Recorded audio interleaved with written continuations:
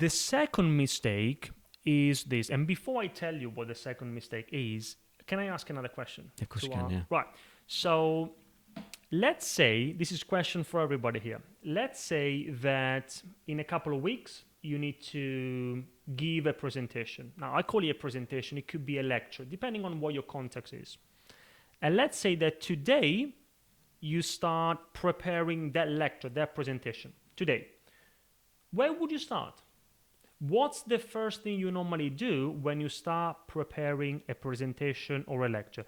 Let me know in the chat. And before you type anything though, don't tell me what you think you should be doing. Don't tell me what you know you should be doing. Tell me what you actually do. What's the first thing you do when you start preparing a presentation or a lecture?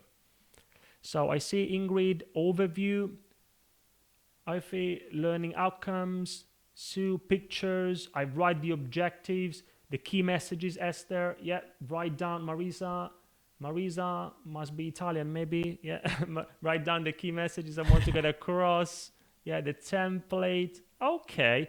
Look, this is amazing because nobody told me, I think nobody said, I open up PowerPoint and put together some slides, which, believe it or not, is the very first thing most people do. You have a very experienced audience today.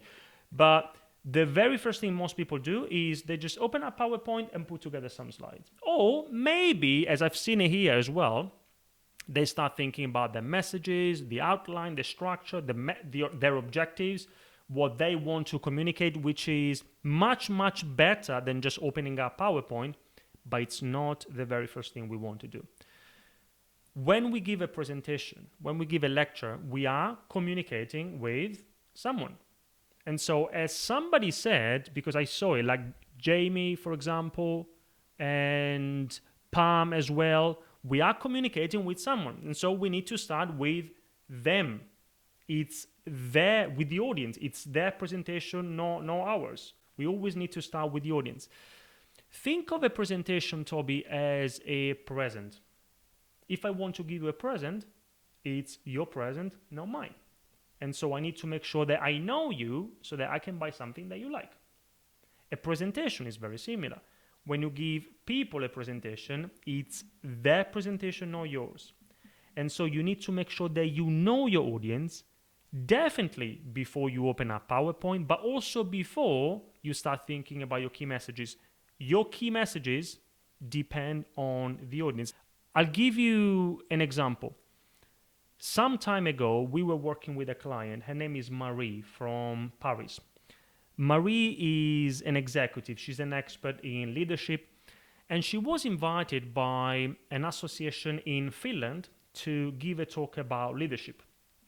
And she was super excited. It was one of the first international speaking opportunities. And so she prepared really well. She knew her message. She prepared 50 beautiful slides. And also, she rehearsed properly. So she was ready to go. She flew to Finland the day before the conference, then arrived there on the day, half an hour before the audience, because she wanted to make sure that she had time to set things up. And when she was about to connect her laptop to the screen, she realized that there was no screen. So a little bit of panic. She went and asked the organizers, assuming that they would say, oh, sorry, Marie, now we're going to find a screen for you. But actually what they did was they started laughing. And so she says, why are you laughing? And they say, look, Marie, you want to show 50 slides, but actually you've been invited to give a talk to the association in Finland of blind people. Blind people. Now, Toby, I know it's an extreme example, but it happened for real. You see, Marie was very well prepared, apart from one thing. She didn't know her audience. She didn't even take the time to translate the name of the association from Finnish to French, and she would have realized that perhaps there was no need to have 50 beautiful slides.